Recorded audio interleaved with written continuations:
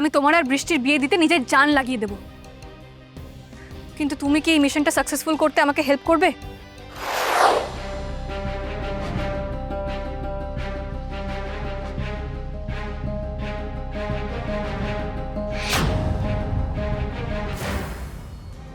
কে আপনি? আরে আমি শাওন। আরে আপনি এখানে এভাবে মুখ ঢেকে এলেন কেন? আমি তো চিনতেই পারিনি। সেটাই তো উদ্দেশ্য ছিল, যাতে কেউ আমাকে চিনতে না পারে। কেউ যদি আমাকে এখানে দেখে তোমার সঙ্গে কথা বলতে, তাহলে খুব সমস্যা হয়ে যাবে। ব্যাপারটা জানাজানি হয়ে গেলে খুব মুশকিল হয়ে যাবে, স্পেশালি তোমার মায়ের কানে গেলে তো খুব প্রবলেম হয়ে যাবে। সেটা নিয়ে তো আমিও সারাক্ষণ টেনশনে আছি। আপনি সেদিন যখন আমাকে ফোন করেছিলেন তখন আমার মা পাশে ছিল, তাই ফোনটা ধরতে পারিনি, সরি। পরে আপনি যখন আমাকে টেক্সট করে বললেন যে কিছু জরুরি কথা আছে, এবার আমাকে বলুন কি কথা আছে, কি বলতে চান? সবার আগে আমি তোমাকে একটা কথা জিজ্ঞাসা করতে চাই কুনাল, তুমি সত্যি বৃষ্টিকে এখনো খুব ভালোবাসো, তাই না? বৃষ্টিকে ভালোবাসি বলেই তো এত কষ্ট করে বাড়ির সবাইকে রাজি করিয়ে বিয়ের ব্যবস্থা করেছিলাম, কিন্তু কিন্তু সব উলটপালট হয়ে গেল।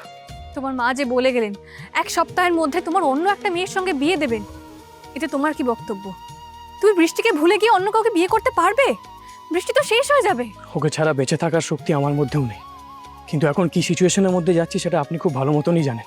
এই মুহূর্তে বাড়িতে মা বাবা স্ত্রী কারোর সামনে দাঁড়িয়ে নিজের মনের কথা বলতে পারছি না, ওদের কিভাবে কনভিন্স করবো সেটাও বুঝতে পারছি না।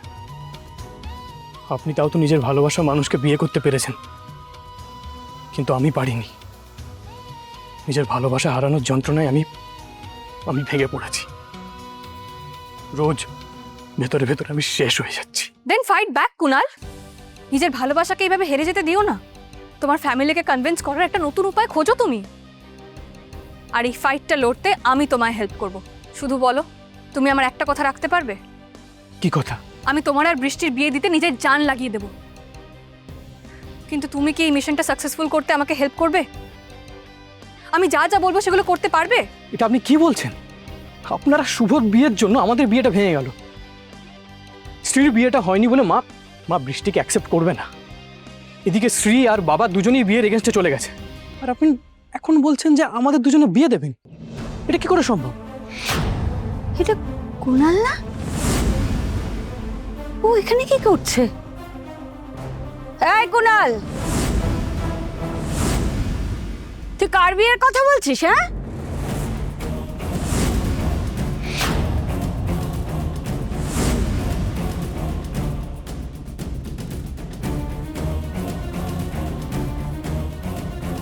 স্যার, স্যার আপনি যদি একটু সাহায্য করেন তাহলে আমরা গণবিবাহের আয়োজনটা করতে পারি, অনেকগুলো মেয়ের উপকার হয়ে যাবে। এই মেয়ে, কে তুমি? হ্যাঁ, কুনালের কাছে কিসের সাহায্য চাইছো শুনি?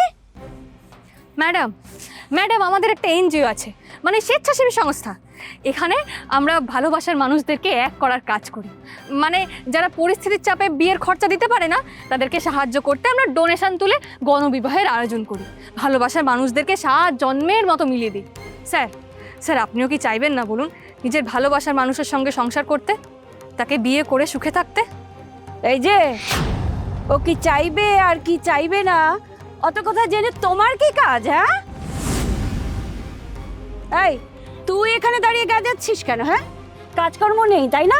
না থাকলে আয়, বাড়িতে আয়। আমি তো একটু কাজেই যাচ্ছিলাম মা। তুমি হঠাৎ এখানে? আমি হ্যাঁ? আমি বাজার করতে গিয়েছিলাম।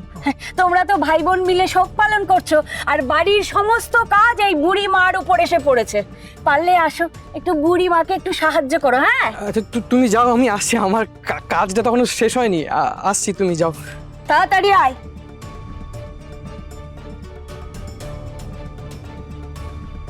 কুনাল, তোমার মা চলে আসার আগে আমি তোমাকে একটা কথা বলে রাখি, যা যা হয়েছে তার জন্য আমি তোমার কাছে ক্ষমা প্রার্থী।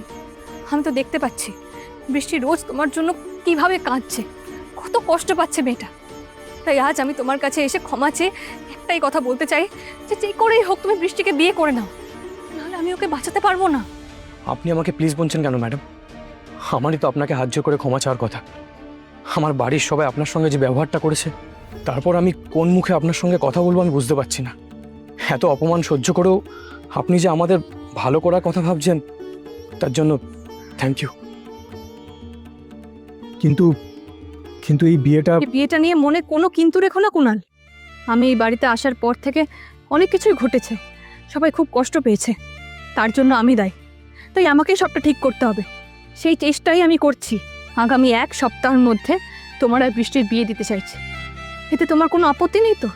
অবশ্যই নেই, আপনি যা বলবেন আমি তাই করতে রাজি আছি। ঠিক আছে, তাহলে কি কি করতে হবে আমি তোমাকে সব বলে দেবো। তোমার মা যেই শুভ মুহূর্তে তোমার বিয়ে দেবে ভেবেছেন, ঠিক সেই মুহূর্তে সেই লগ্নে তোমার আর বৃষ্টির বিয়ে আমি দেব। এটা শাওনের প্রমিস।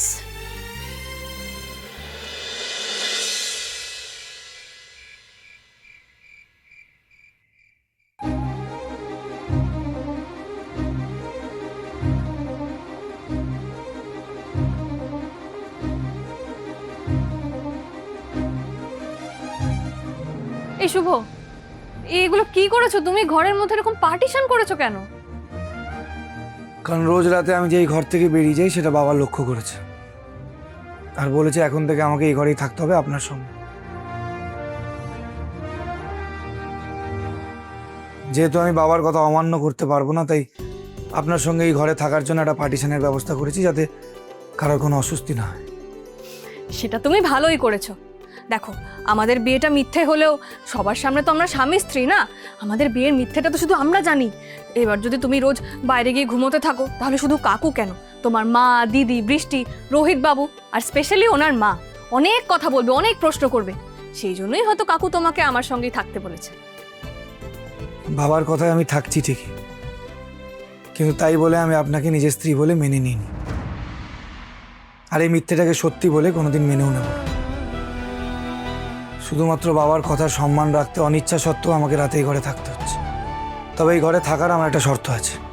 কি শর্ত? আমি যতটা সম্ভব আপনার থেকে দূরত্ব বজায় রাখতে চাই।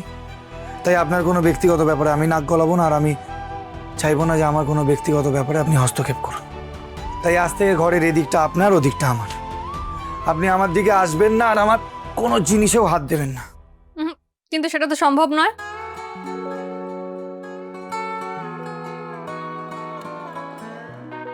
কত টাকা দিলি কুনাল? টাকা? কাকে টাকা দেবো? ওই যে এনজিও যে গণবিবাহের জন্য টাকা চাইছিল। ও আসলে তখন তো মা কুনাল, আর কত মিথ্যা কথা বলবি তুই মাকে? আমার সামনে তোর এইটুকু স্বীকার করার সৎসাহস নেই যে তুই তখন শাওনের সাথে কথা বলছিলি? এটা এটা তুমি কি করে জানলে? জানলাম, কারণ আমি তোকে পেটে ধরেছি। যতই তুই লুকিয়ে শুকিয়ে কিছু করিস, ধরা তো তোকে পড়তেই হবে।